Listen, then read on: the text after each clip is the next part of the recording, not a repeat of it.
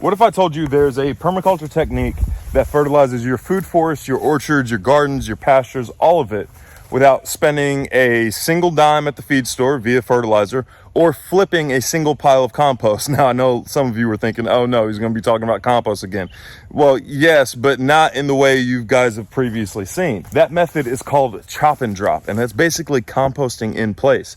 Now, I'm sure you've heard of the term chop and drop before, especially if you watch any permaculture channels or homesteading channels or anything to do with gardening or orchards or anything like that. I'm sure you've heard the term chop and drop before, but you haven't been given like a how-to or a why behind it or any tips or tricks regarding chop and drop. It's just been kind of, you know, self-explanatory. That guy's chopping stuff down and just leaving it there.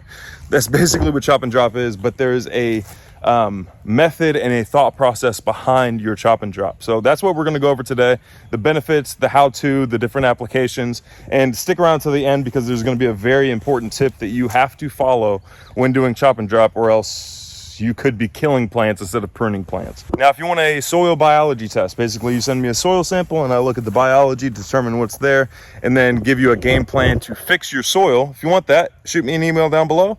If you want an on-site permaculture consultation, hit up the email down below. And I can't wait to see you guys at Kentucky Sustainable Living Festival. We'll be doing a live compost demonstration there. Can't wait to see you guys there as well. That being said, let's get on with the video. Chop and drop is basically exactly how it sounds. You chop some of the vegetation and you leave it there. That's basically it. And you're gonna leave it there to basically decompose in place. This is the same method that the forests use to, fertilize themselves. This is one of the candidates for today, this mimosa tree. And this is in the swale system up at the front of the property. Now, swales are a whole different video, but swales are basically a tree growing system.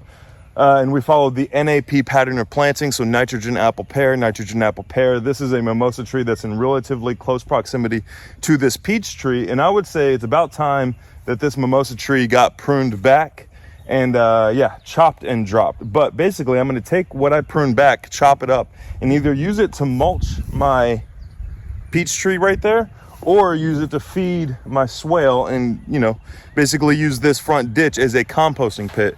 And every time it fills up with water, it soaks into the soil and, fertilizes the soil that way. Now, as I'm chopping down this section of this tree, I'm going to talk about the benefits. Don't worry, you're not missing out anything because the how-to we will definitely go over. But some of the benefits of chop and drop is that, well, first of all, the immediate benefit that is going to provide this peach tree is that now it's going to get more sun access from the south, because on the other side of this tree is, or on the other side of the camera is south. That way is north, that way is west, that way is east. Now, I do want to protect the west side still, so I'll keep this branch right here that's largely protecting the west, or at least part of it is, but this tree right here is blocking the south. So what are the benefits? It's immediately allowing sun access to a part of a tree or a tree that wasn't necessarily getting sun access before. Some of the other benefits of doing chop and drop is that it retains moisture in the soil. So like any other mulch, it's going to help provide shade, inhibit airflow, and limit the amount of evaporation that occurs during the sun and all that. Or it limits the amount of, sorry, I can't walk and talk at the same time. It limits the amount of evaporation that occurs in that particular area. So it's going to increase moisture retention in the area. It's also going to feed your microbes. It's acting as direct food on the ground. So like fungal food there, especially wood is fungal food. It's going to feed the microbes that way directly on the ground.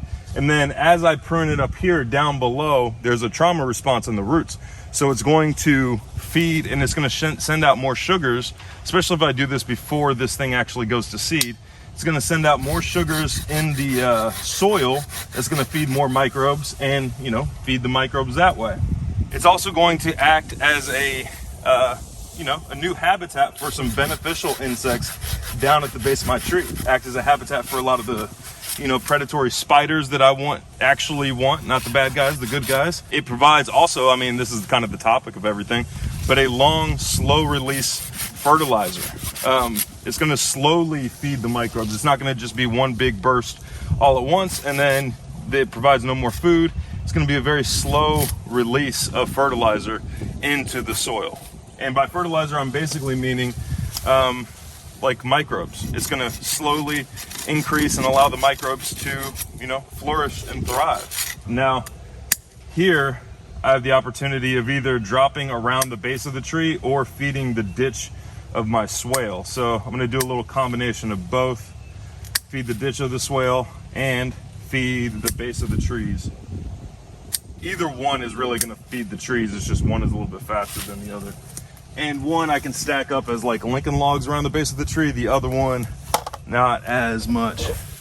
Now, one of the other benefits of chop and drop is that think of all the nutrients this tree is acquiring as it gets old and big and tall and stuff like that. Think of all the nutrients. Well, it's returning those nutrients back to the soil by decomposing in place, just like the way, you know, nature intended. As a tree gets old, it dies, and then it usually falls over and decomposes back in place, returning a lot of those nutrients back to the soil. So it's doing that and returning it back to something that you can, you know, still use either as a nitrogen fixer or as a fruit tree in the form of fruit. You're getting that return there. Now, speaking of nitrogen fixers and fruit trees, this is a process that can be replicated on both. The only reason I'm using this nitrogen tree as an example right now is because it just needed to get done. There's an apple tree over on the other side of the property that definitely needs to be pruned, and I can follow this same practice over there. And in fact, we'll go ahead and go over there and work on that apple tree next. Now, here is another example of this. Actually, I said apple tree earlier, it's a pear tree. But this pear tree needs some chop and drop. There's a whole lot of root growth down at the bottom of this tree, right where that graft union is, and I need to get that under control. But obviously, orchards are a place where chop and drop works fantastically. Now, this is more of like a pseudo orchard, it's like a permaculture orchard. It's on swales in pasture. It's also what you would call silvopasture. But this tree right here, and I'll bring you in closer here in a second, I'm just trying to clear out some of this growth. And what I'm doing right here is also chop and drop. Like I'm cutting down this vegetation so I can get access to the tree, but at the same time, I'm also dropping the vegetation, all this growth right here, I'm dropping it in place and allowing it to decompose in place. Oh, right here is a big old ant mound with no ants near the top of it, at least. All right, so there's my pear tree. You see, you can see a pear right there and right there. Pear tree. Now, only part of this is actually, remember, this was an abandoned permaculture demonstration site. So a lot of these fruit trees were planted and then abandoned. But part of this tree, some of these trunks are the rootstock, and then some of these trunks are the actual graft union, the part that the rootstock was grafted to. Now, I'm going to trace these pears back, and this kind of gets into some pruning aspects, but it also applies to this. I'm going to trace where these pears are coming from and trace them back to the good graft union, the part that I know is producing the good tasty fruit, because the other part of this tree is producing very not good tasting fruit. This part right here, where my tip of my saw is touching, that is producing the good fruit. This part is producing bad fruit. This part right here is a mystery because it's growing below the graft union, but we can almost guarantee that it's not producing very good fruit because it is growing below the graft union, which the graft union is a gnarled mess down here at the bottom. But yeah, so I'm gonna prune. Basically what I'm gonna do is that this was a pear limb that I cut off earlier. I'm gonna cut it into pieces and I'm gonna stack it up around the base. But first I need to clear away the base and make sure I don't have a bunch of thorns just waiting to fall on me, or I'm pulling off any fruit.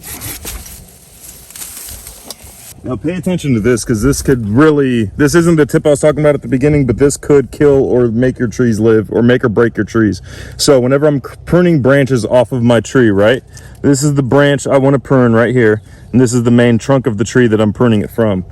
Right here is what's called the healing collar. Right there is where the branch meets the trunk.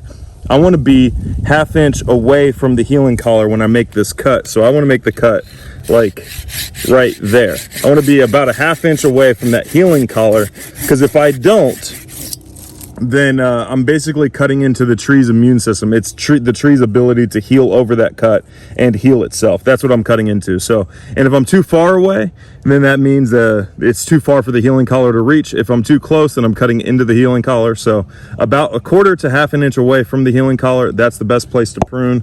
And also, this is gonna be kind of tricky, but whenever you're pruning these bigger branches off, you always want to do an undercut. And what that's going to do is, as this branch falls, it's going to stop it from pulling the bark down and off the tree, as opposed to just, you know, coming off clean break. You want a clean break anytime you have like a open, you know, scar or the bark pulls down or anything like that. That's opportunity for infection.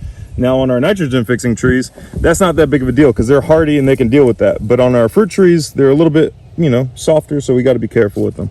Now I know we're going a little in depth on the tree aspect of chop and drop, but this is where it's like most visible. This is where like the, you know, it's on a larger object, so it's easier to convey on a bigger tree like this than it is like on the smaller plants. And this is where it's most commonly used too. Most people, when they're talking about chop and drop, are talking about perennial systems.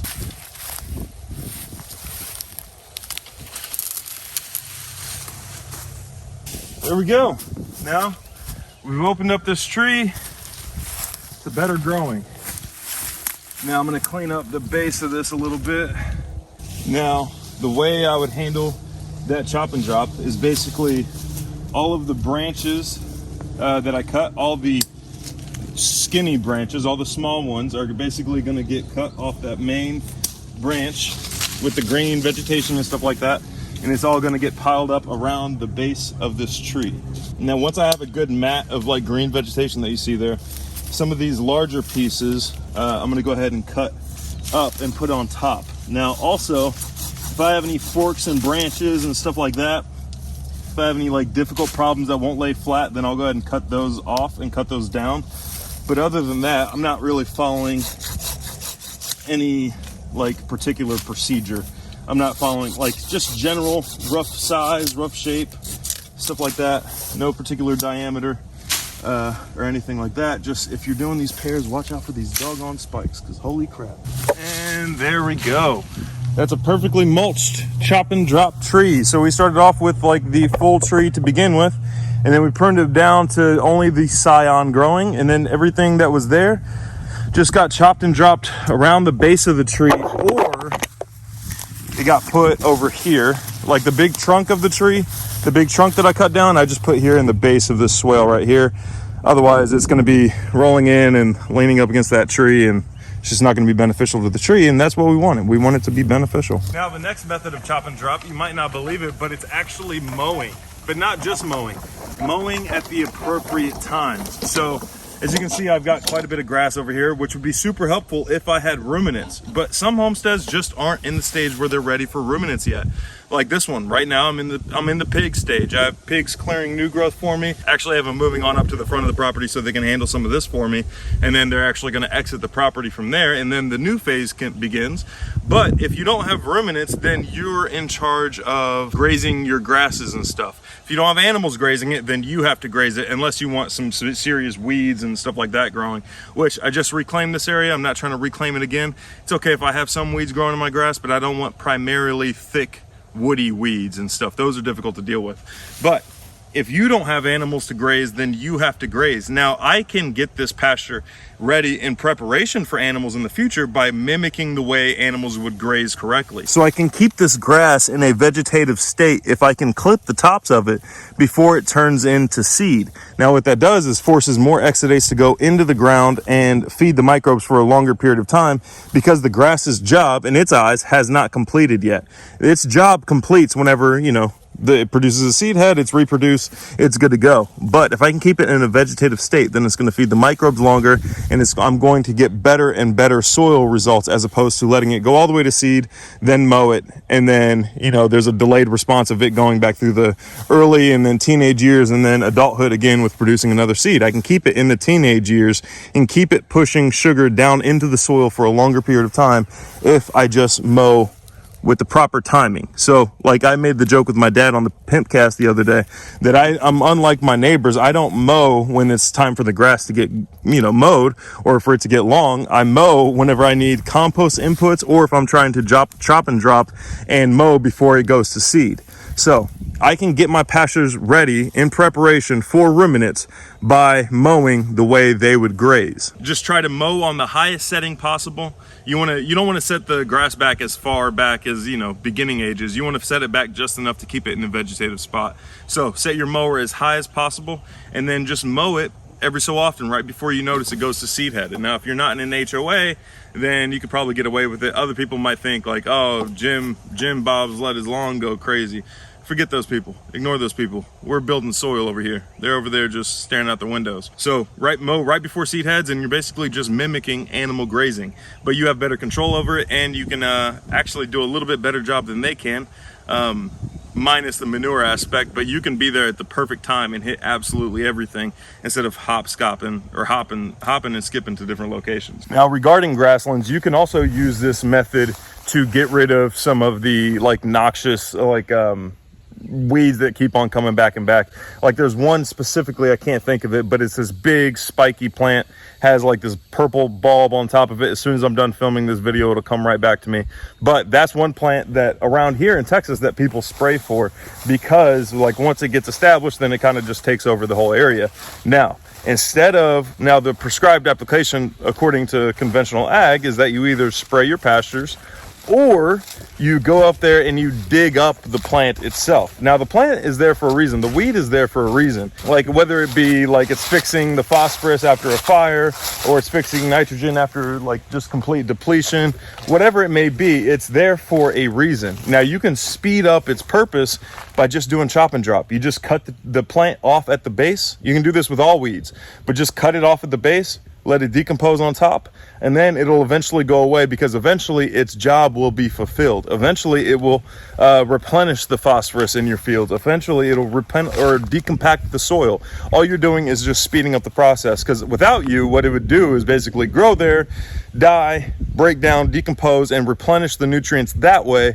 You're just speeding up the process. So you might be able to get 2 or 3 cycles in 1 year versus the natural cycle of just 1 complete year, and then it repeats the cycle that way. So you can speed up and be a hand at making soil much better, much faster. Now this next location, y'all are gonna laugh at me because it's June. I'm the permaculture consultant and I still have nothing at my demonstration site garden yet. But the next location is, believe it or not, in your garden. So same thing we were talking about with weeds earlier, you can do the same thing in your garden, but also in your dormant season, you can intentionally plant in some cover crops. Like right here, you can see the white clover has taken over this bed. There's some other plants as well, some other weeds like goldenrod, stuff like that. But most of it, the majority of it, is white clover here. Now, I intentionally plant that because that's the preferred weed that I would like to have, is the clover, because it breaks down nicely. It's a good compost ingredient. It's gentle. There's no spikes or thorns, and there's the carbon structure of it isn't very thick, so there isn't a whole lot of stalky material I need to deal with after. But white clover is my dominant cover crop here. There's a bunch of other varieties, but white clover is the intentional and dominant one. What I can do is take my sawzall, or not my sawzall, that would be overkill, my weed eater or my lawnmower, and I can chop and drop this entire thing. I can just start mowing like crazy and going to town on it. Now what this is going to do is I'm going to drop that organic matter directly on top of the bed.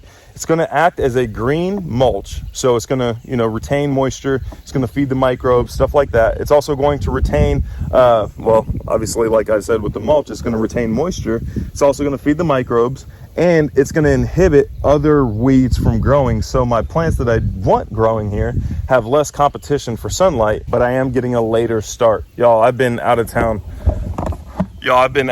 like crazy lately. Thank y'all so much for the consultations and the festivals and stuff like that. But if you're wondering why the permaculture consultant doesn't have a garden going at the demonstration site, that's why.